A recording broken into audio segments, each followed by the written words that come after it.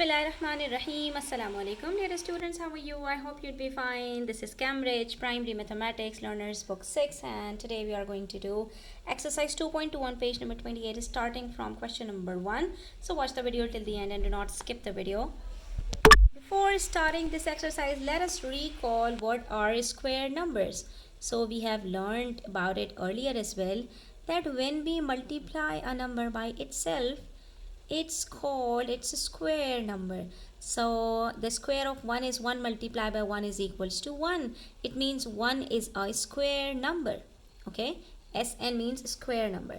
Then for 2, if we multiply 2 by itself, we get 4. 4 is a square number. Then for 3, it would be 3 multiplied by 3 equals 9. So the next square number is 9. Similarly, for 4, it would be 4. 4s are 16. So 16 is the next square number. Then comes 5. So 5s are 25. 25 is the next square number. Next we have 6 are 36. 36 would be the next square number. Then 7 times 7 is 49. 8 times 8 is 64. 9 times 9 is 81, and 10 times 10 is 100. So it means that out of 1 till 100, we have 10 square numbers. These are the 10 square numbers. What are they? Let us write it over here.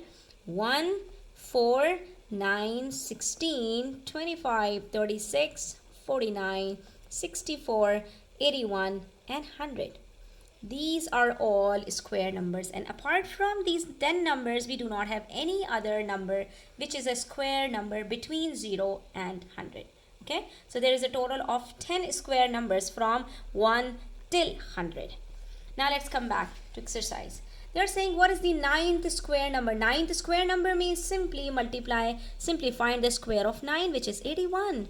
So the 9th square number would be 81, and you can count it. Of course, the first square number is 1, second is 2, 4, third, 4th, 5th, 6th, 7th, 8th, 9th. So this is 9th. You see, the 9th square number is 81. Next, they're saying calculate the square of 5. So it would be 25. 5 5s are 25. 10 10s are 100. 7 7s are 49. That's all. Okay. Then they're saying find two square numbers that total 45 when added together. So we just have to take out any of the two numbers out of these 10 square numbers, and we have to figure out that which of them have a total of 45. So if we add 25, so we should add, okay, what total do we need? We need 45. So upon adding 36 with 9, 9 plus 36 is equals to 45.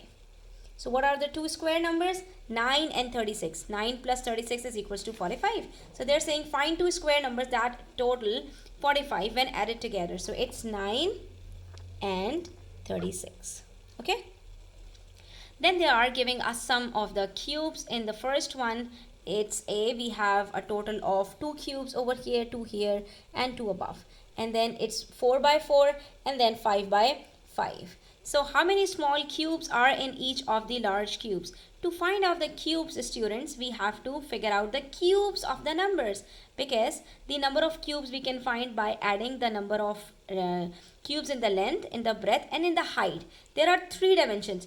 When we talk about the squares, there are 2 dimensions in a square, because a square is a 2D shape, so there is a length and a breadth. Okay. If we talk about this square, it has 2 centimeters length and 2 centimeters breadth. So it just has a length and a breadth. But when we talk about the cuboid or cube, so there is one more dimension in that, which is the height. So to find out the volume of a cube, we have to learn the cubes. So the cube of 1 is 1 multiplied by 1 multiplied by 1, that is 1. So from here we can say that 1 is both a square number and a cube number. Then the cube of 2 is 2 2s are 4, 4 2s are 8. So the next cube number is 8. So now we are figuring the cube numbers. Next we have 3. The cube of 3 is 27. That of 4 is 64. Then 5 is 125. For 6 it is 216. For 7 it is 343, right? And then for the remaining numbers, let's calculate it. Okay, so for 8 it is 512. For 9 it is 9 nines are 81, 81 nines are 729, and thereof 10 is 1000. It means we have 10 square numbers between 1 and 100, but we have 10 cube numbers between 1 and 1000. There are only 10 perfect cubes between 1 and 1000. Okay, so they're asking us that how many small cubes are in each of the large cubes. We just need to figure out that what are the cubes of each length. So there are 2 cubes in this cube in the length. So the cube of 2 is 8. It means there is a total of 8 cubes. For this one, 1, 2, 3, 4. So we'll find the cube of 4, which is 64. It means there will be a total of 64 cubes in this one. Then here we are having 5 cubes. So 5 cube is equals to 125. It means there will be 125 small cubes in the third figure. Okay. So what we can conclude from here, that if we need to find out the area of a square, we just need to find out the square of the length. And if we need to find out the volume of a cube, we need to find out the cube of the length. So if we need to calculate the cubes of 5, 1 and 3, it would be 125 for 5, right? For 1 it would remain 1, because we have learned that 1 is both a perfect square and a perfect cube. And for 3 it would be 27. 3 3s are 9, 9 3s are 27, right? Here comes question number 6 on page number 29, which says copy this Carroll diagram and write a number less than 100 in each section. So what we have to do, we just have to write down the number less than 100, which we have to write down a cube number that is an odd number. So let's figure out that what cube number is odd. So we can see that every alternate number, every second number is an odd number, which is a perfect cube. 1 is an odd number, 27, 125, 343, 725 are all cube numbers, and they are all odd. So we can write any of the cube number that is an odd number as well, but it should be between 1 and 100. So we can either write 1, 27, and yes, that's all. We cannot write any other number because 125 is odd, but it is between, it is not less than 100. We have to figure out that a number should be less than 100 as well. So the cube numbers that comes over here would be 1 and 27. There are only 2 odd numbers between 1 and 100, less than 100, that are odd. Okay, and the cube numbers that are not odd between 1 and 100 are 8 and 64, right? Similarly, we have 2 cube numbers less than 100 that are not odd, which is 8 and 64. Next, they are saying that write a number less than 100 which is not a cube number and it's an odd number. So you can write a lot of numbers out there. That is 3, it's not a cube number, it is odd number. Then 5, 7, 9, these are all the odd numbers and they are not a cube number. So you can write any of the numbers. Okay, and then they are saying which are also not odd, not a cube number and not an odd number. So we can write any of the even numbers.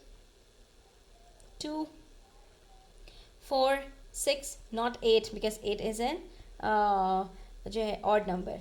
Then comes 10 and so on. You can write as many numbers as possible. Okay, then question number 7 says find 2 cube numbers that total 152 when added together. So we just have to figure out that what 2 numbers gives us a total of 152.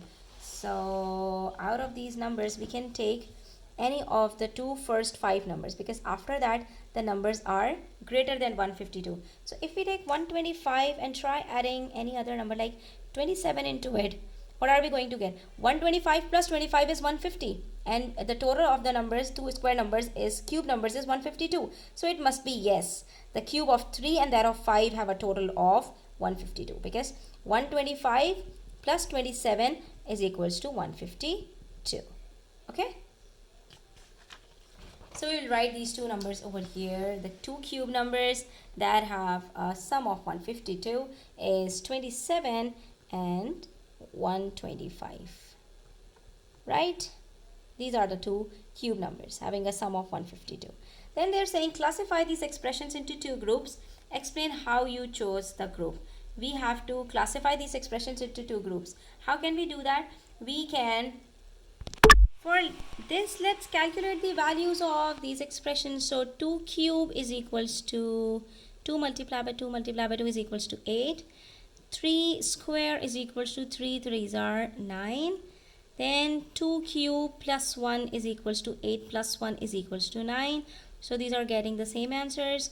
Half of 4 square. 4 square is 4 multiplied by 4 upon 2.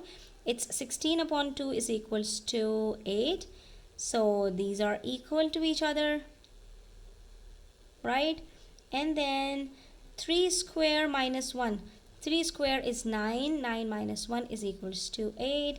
Again, they are of the same sort.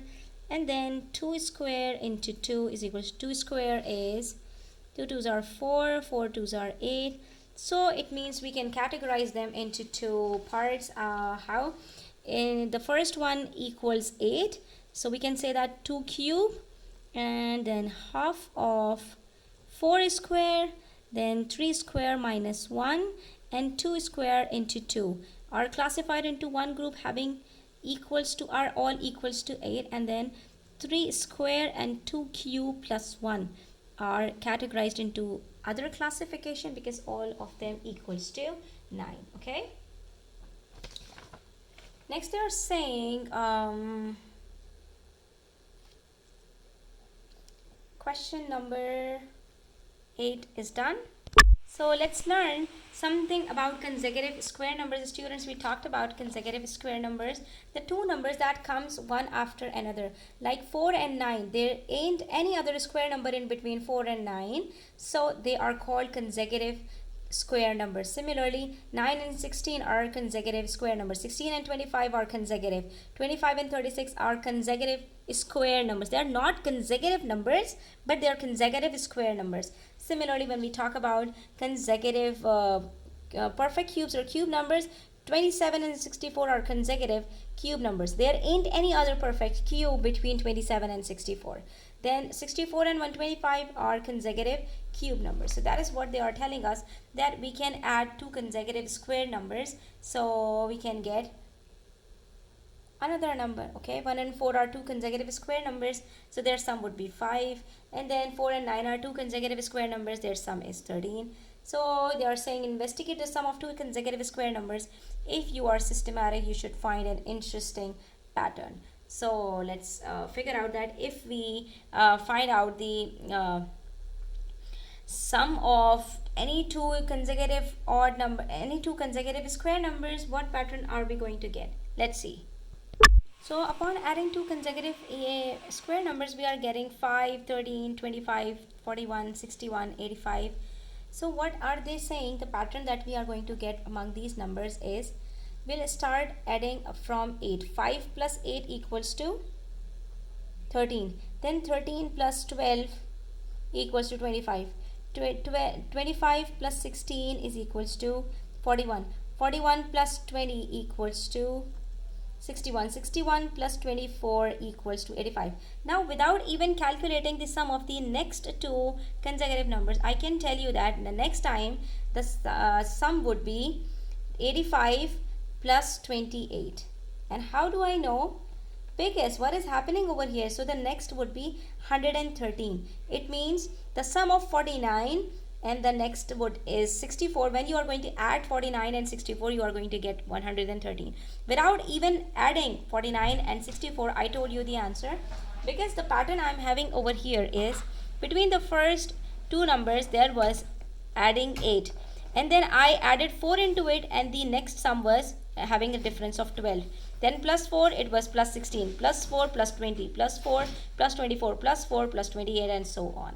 This is a pattern we are getting. So we are going to discuss about exercise 2.3 inshallah in the next video. Until then, take care and don't forget to subscribe to my channel and share it with your friends as much as you can. Allah Hafiz.